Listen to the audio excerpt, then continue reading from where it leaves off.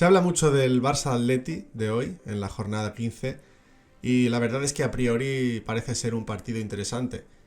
Se enfrentan el tercero y el cuarto en la clasificación, de forma que al estar a 7 puntos ahora mismo de los líderes, el Real Madrid y el Girona, pues podría decirse que quizás el que no gane, si es que alguno de los dos pierde, quedaría descolgado de la lucha por la liga, por lo menos aparentemente.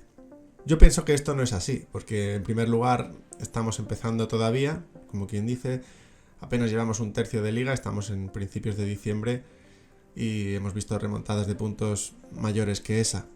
Esto sin tener en cuenta los arbitrajes que todos sabemos que van a impulsar a unos y a frenar a otros.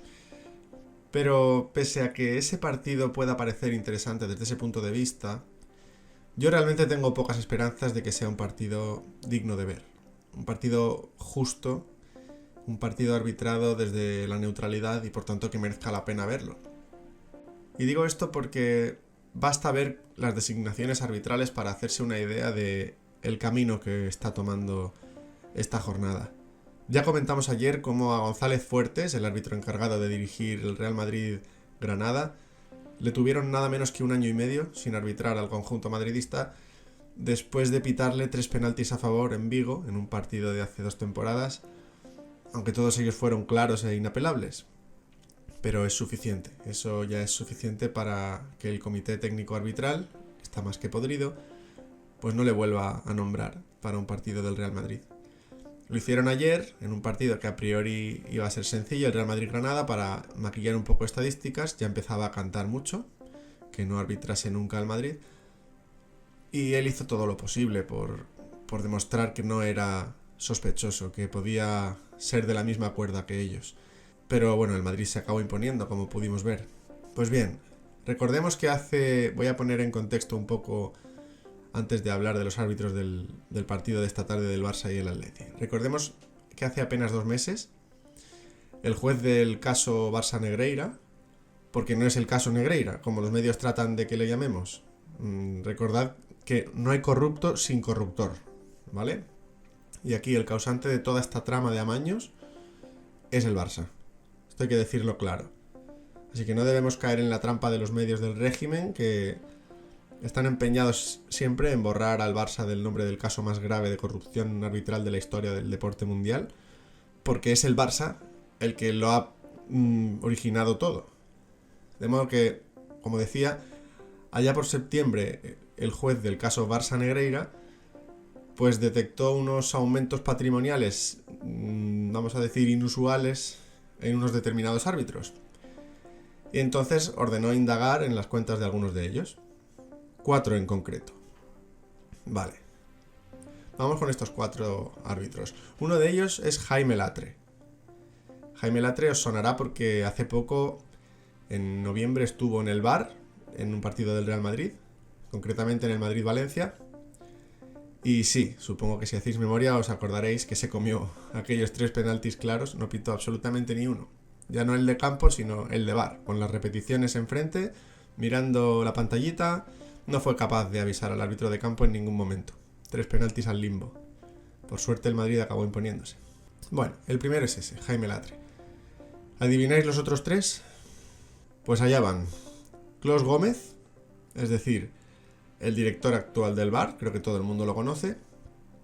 Hernández Hernández, que casualmente es el que va a arbitrar el Barça Atleti hoy, desde el VAR. Y Sánchez Martínez, que es quien también va a arbitrar el Barça Atleti hoy, pero desde el campo. Es decir, que para uno de los partidos más importantes de toda la temporada, el Barça Atlético de Madrid, han elegido como árbitros de campo y de VAR a 2 de los 4 investigados por aumento sospechoso patrimonial en el tema Barça-Negreira. 2 de los que más claro está que si la justicia española no estuviera podrida, pues no se irían de rositas en ningún caso. Por si fuera poco, recordad que esto no es suficiente. El CTA quiere tener todo atado y bien atado. Esa frase que tanto les gusta a los culés de su condecorado Franco. El comité técnico arbitral lo que quiere es que nada se les pueda escapar. Entonces ponen como primer cortafuegos a Sánchez Martínez sobre el césped él hará todo el trabajo sucio, pero si se le escapase algo, ponen a Hernández en el VAR. Eso ya parece que puede ser absolutamente definitivo, ahí ya no se va a escapar nada. Bueno, pues no, el CTA lo tiene todo bien asegurado, como digo, atado y bien atado. Y para eso tienen, como salió hace poco a la luz, una sala oscura del VAR, una sala anexa, no declarada, que jamás habían dicho que existía, nadie la conocía, en la que está, ¿quién sino Clos Gómez, diciéndoles, ojo, a la sala del VAR contigua, ojo que se os ha escapado esto, ojo que esta línea podéis tirarla de otra forma, ojo con esta roja o este penalti. Por añadir algunos datos, por si no fuera suficiente, de Sánchez Martínez, se puede decir que ha arbitrado hasta ahora 30 veces al Barça. Se ve que al CTA le mola ponerlo contra el Barça.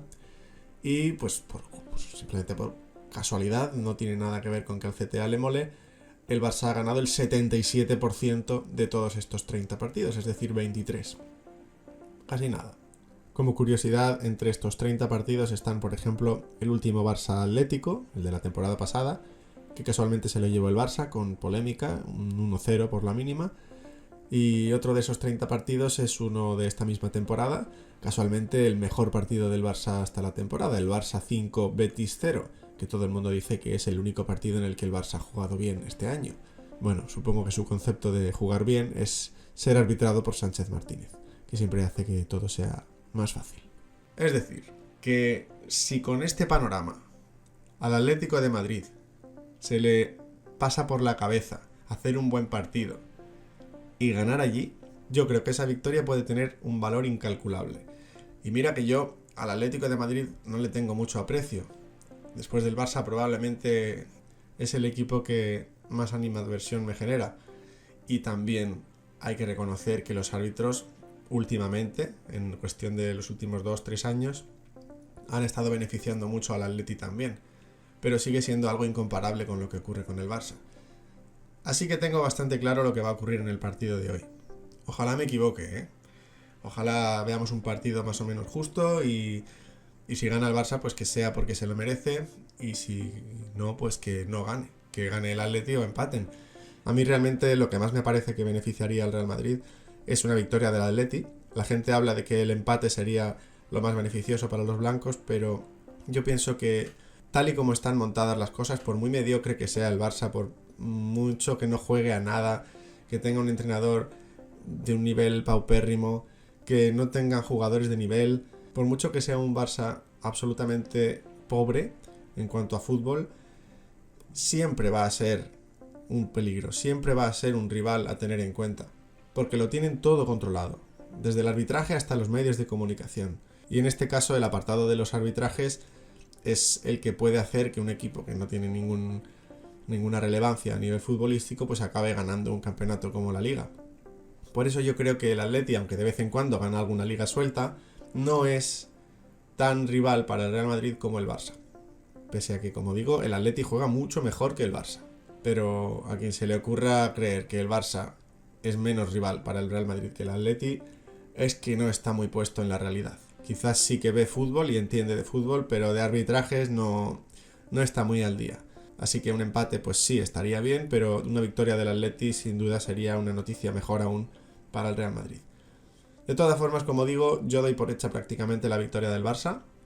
No me extrañaría un partido así de estos feos, trabado, con un penalti discutible, con faltas que no son pitadas al Atleti, que acabe con un 1-0, un 2-1 o algo así. Y a seguir, ya está. De esta forma el Atleti, que sí que es cierto que no solo está más cerca que el Barça, porque desde la clasificación uno puede ver cómo está a 7 puntos, pero tienen un partido menos. En realidad podrían ser 4. Pues aunque el Atleti está más cerca que el Barça, si gana el Barça acabarían estando los dos igual de distanciados, a 4 puntos ambos. Bien, sigue siendo una distancia interesante, pero en ningún caso para lanzar las campanas al vuelo. Y de hecho yo creo que aunque perdiera el Barça, los 7 puntos no serían ni mucho menos definitivos, como digo, teniendo en cuenta el gran nivel de forma arbitral que tiene el Barça en las últimas décadas, demostrado sin ir más lejos, pues desde el punto de vista de las designaciones arbitrales. Y nada, esto es todo. Quería dejar un poco claro cómo va lo de las designaciones arbitrales, por si había algún despistado que aún no lo sabía. Haré más vídeos de este tipo porque vais a ir viendo cómo en cada jornada ocurren cosas curiosas al designar a los árbitros. Y sinceramente, para el que tenga alguna esperanza de que el Madrid gane la Liga, aunque parece que se está poniendo más o menos encaminada, no tiene ni idea. Quien diga eso no tiene ni idea de cómo va esto. Que al final el Madrid la gana, pues milagros hemos visto muchas veces, sobre todo con este equipo, es capaz de hacerlos, pero yo no tengo ningún tipo de confianza en eso. En el Madrid sí, toda, pero en los elementos externos, por llamarlo así, no tanta. En fin, veamos qué tal el partido de esta tarde y ya lo comentaremos aquí. Un saludo a la Madrid y nada más.